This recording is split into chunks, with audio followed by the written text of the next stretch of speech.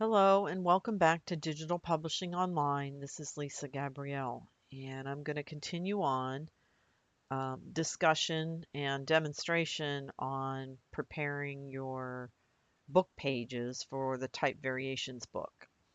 And where I left off last time, I was talking about breaking up your copy for your 6x6 um, area designs and breaking them into individual text blocks. And I believe I was talking about breaking out your subhead and your headline. Again, the assumption is here that you know what a headline is. That's basically a line of text that describes the main idea of the piece itself. And in this case, the headline is the title of this poem. And in this example, a subhead is usually supporting the headline idea, and in this case, the subhead is Frederick Summer, his name. So you've got a headline and a subhead, and then you've got a bunch of body copy, which is what the lines of the poem are considered. And I mentioned in the previous video that the more text blocks that you have, the more creative you can become. I also mentioned that in the first two phases of the variations book, that you have to conform to using one point size. So once you determine what that point size is, and it looks like everything's an 8 point here, and that might be a good size to start with. Let's take a look. Everything's an 8. Yes, everything is an 8. So that might be a good size to start with. I would say in the first two phases that you want to stay within the range of 6 to 8 point type. 6 being a bit small, but it's doable um, because you need to work with things like alignment, justification, spacing, indents, and things like that to show design abilities. Okay, we won't be using point size at this particular moment. All right, so as you're designing these, you're going to be using the grid. Again, the grid is a useful tool for lining things up um, and can really provide a lot of interesting structure along the way.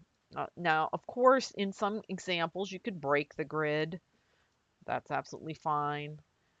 You just have to make sure that all the text for the home itself is being used in the design on each page.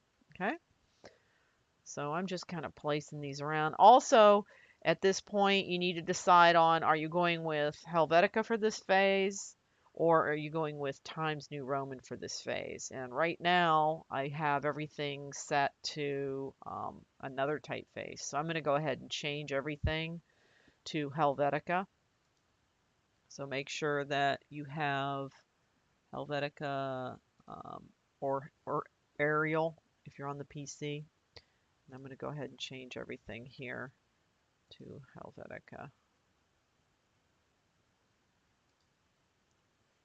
Okay. Whoops.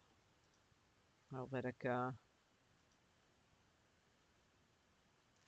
new. Okay. Now, anytime that you get this little square with a plus, that means you have text that's hidden. So you want to open up your text block so that you can see all your text. Okay. All right. So there's a lot of tedium involved with this project. And the process of learning how to control all of these individual text options is, in essence, what you're going to be learning. And what I'm doing right now is just changing the point size. Or I'm sorry, not the point size, but the typeface. Okay. Everything is an 8 point, as I mentioned before. Okay. So change that and change this one. So everything now is in Helvetica. Okay. Now some things that you can do at this in this phase, in the first phase, is you can use things like all caps. So you can select the text and they have a feature over here for all caps. Let's see which one is it, all caps. And it'll put a line of text in all caps. but you can't change its point size. So that's one way that you can show variation um, in your design. Okay. All right. So you start playing around with how to line this text up. Maybe that needs to go here and pull down to there, and then maybe I want this down here. Now remember, you have to follow the logical flow of this poem. So you're going to have to go maybe refer back to the um, handout as to what goes where. Let's go down to here. So it's words, linkage, images. Words, linkage. Okay, so let's see. This text goes here. Okay, so see how I'm starting to work on laying this out? What goes next? Words, linkages, images, words. Okay, so images, that's this one. That's right here. Okay, so maybe I decide I want some extra space in there. I'm going to use some spacing as part of my design. You see how I'm kind of lining this thing up? I might decide that I'm going to do this, and I'm going to move this up to here, like that, and then I might decide that this is going to align with this text. You see how that is aligning with this over here? And there we go. I've got that there. Okay. Now I might also decide that this text would look more interesting if I increase the leading. And the leading option is, let's see, where is it? It is right here. It's the leading. So you might go to increase that leading just a little for some variation. Okay. Now if I turn off my guides and I turn off my frames, you can start to see I'm getting some kind of layout going on. Now, to me, this point size is looking a little bit too big. So I might come in here, and I believe you can do this by holding down the shift key and selecting all this text. And I believe you can come in here and you could go to 8 point. Will it? Yeah. Did it do it? No, it was already 8 point to begin with. So we're going to go down to um, grab the type tool, and we're going to make this 7. Okay. So by holding down the shift key, I selected all these boxes, and I was able to just change the point size to 7 globally on everything. Also, we could have probably done that before when we were changing all the text. You can also change it if you decide, oh, maybe I want to use times instead. I just hit the T on the keyboard, or TI, oops, TI. It finds times here, Times New Roman. There. It changes it all globally. Something else that you're going to want to keep in mind at this point is that I would turn off hyphenation before you get going on this thing. And how you do that is you click on at the top here, this control panel across the top, you click on the paragraph options while all your text is selected, and you hit this hyphenation turn off here, and it'll turn off hyphenation. Okay. You might also decide that you want to do something interesting with the spacing here, maybe on the first couple paragraphs, but then you want to leave the rest of the paragraphs with a tighter lead. And you see how I'm just kind of playing with this? And as I start playing with this, I start getting kind of a visual, interesting thing going on here. You know, I've got some alignment where these are kind of all aligned. And again, my grid is still back here. Don't forget about your grid. You just turn your frames on and off, your frame edges, and it'll show you your grid, and your grid will go away. Making sure that all of your text stays within your margins here. So don't forget about your margins. Okay, so that's how you're going to start laying this out. You're going to start playing around with the copy and start breaking it into pieces and start laying this out. And again, since this is a one column design, this really isn't going to work because this is more of a 3-column design. So I'm going to take this, even though I've done the work, and I'm going to copy it, and I'm going to double click down here on 3-column, and I'm going to paste in place because this is more like a 3-column design, okay? And it'll fit into my 3-column solution. Let's go back up here, and if I wanted to make this a 1-column solution, what I'd have to do is maybe align this more like, maybe we want this, you know. You see how I'm just playing around with this? Maybe these go here. Maybe this goes here. Okay. And let's see. I'm going to set that off by a little. I'm going to move this down slightly here. And I like the where this is. I'm going to move that down. And let's move this here. So it's almost like, and turn off my frame edges. I might have to take out some of this space. Being mindful of 1-column, 2-column designs, watching that you're not cutting off any text here. And it's possible that I might have to combine this. So I would have to cut this text out of here and select this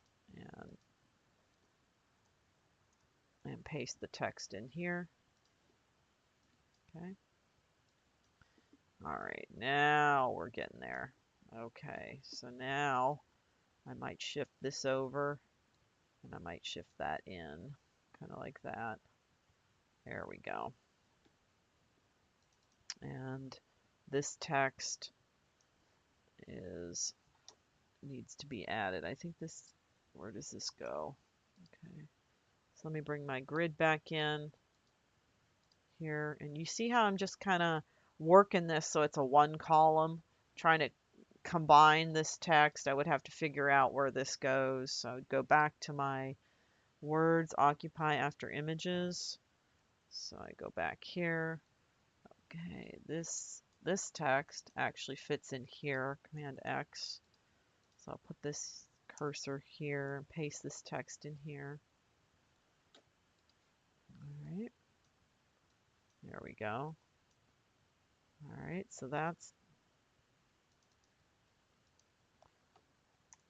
that. There. Okay. And now this needs to be addressed because now this text is kind of coming off the page here. All right. So what I might do is make it a little bit longer so that I could see it all. And now I'm starting to get rid of some of these empty boxes. And maybe I might want a little bit of extra space there. Okay, so now if I turn off my frame edges, now with some variation, I'm beginning to get something that's looking a little bit decent. And I may have to fix some areas. Again, I'm doing this really fast and this is part of the demo here, but I want you to sort of see how I'm interactively playing with this text and trying to get it to look interesting in some way or another. Okay, and I might say, oh, okay, that looks better. How about that? Now we're talking. And I might say that this is kind of cool with that leading there. So I've got this paragraph of text in here with open leading, and the leading is tight on the rest of this text. So I might say, okay, well, let me adjust that even further. Maybe I want to go to 9 on that text there. And leave this open. And you see how it accentuates that area? of the passage. Okay, move this over to here. Okay, again, frame edges, we'll turn on your guides, and you kind of see what I've got going on here. So now we've got a 1 column and we've got a 2 column, or I'm sorry, a 3 column. So all you need now is a 2 column. Okay. Notice that now if I wanted to, I can also adjust my my labels over here. So let's see, I got flush left. I don't have any centered copy, but I've got RR for rag right. This is my 1 column, and I believe I changed my point size to 7. Okay, that's on that one. And on this one, okay, this is my, again, you have to Command Shift to break it from the master.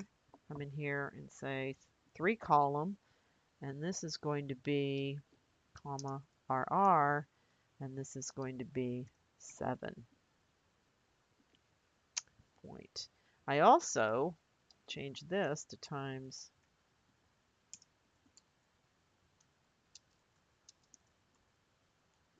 Okay, Times New Roman. And I'm not going to type that out every time. I'm just going to put that, again, break this from the grid so that you can put this here. Paste. And this is already broken from the grid. I'm going to paste that in there. So now you can kind of see how I was starting to work on editing the label information after I finish my composition design. So this is a 1 column. I've got a 3 column design here, and I'm starting to edit my my label information, okay, because I've broken it. Now over here on this, since I don't need this copy over here, I'm going to break it from the master, and I'm going to delete it because I've already got it here. Okay. On this one, you might start with this, or you might copy something from page 1 onto page 2, and then you can just easily Command Shift and delete this also from the actual page. Okay, so hopefully that makes sense what I just did, and you just watching me. Sometimes, you know, I could explain portions of this, and since this is being recorded, you could just watch what I'm doing, and you could just stop it, play it again, back it up, and what have you. So hopefully this is starting to make sense on how you need to get started, but you can sort of see where I am. As you start working on each one of these phases, again, you're going to start adding. After I'm finished with this, I'm going to come to the next phase, and I'm going to grab some of those master pages, and I'm going to drag them down and create additional pages in my design. Okay, so now I've got 6 pages, and these are all going to be my weight design pages.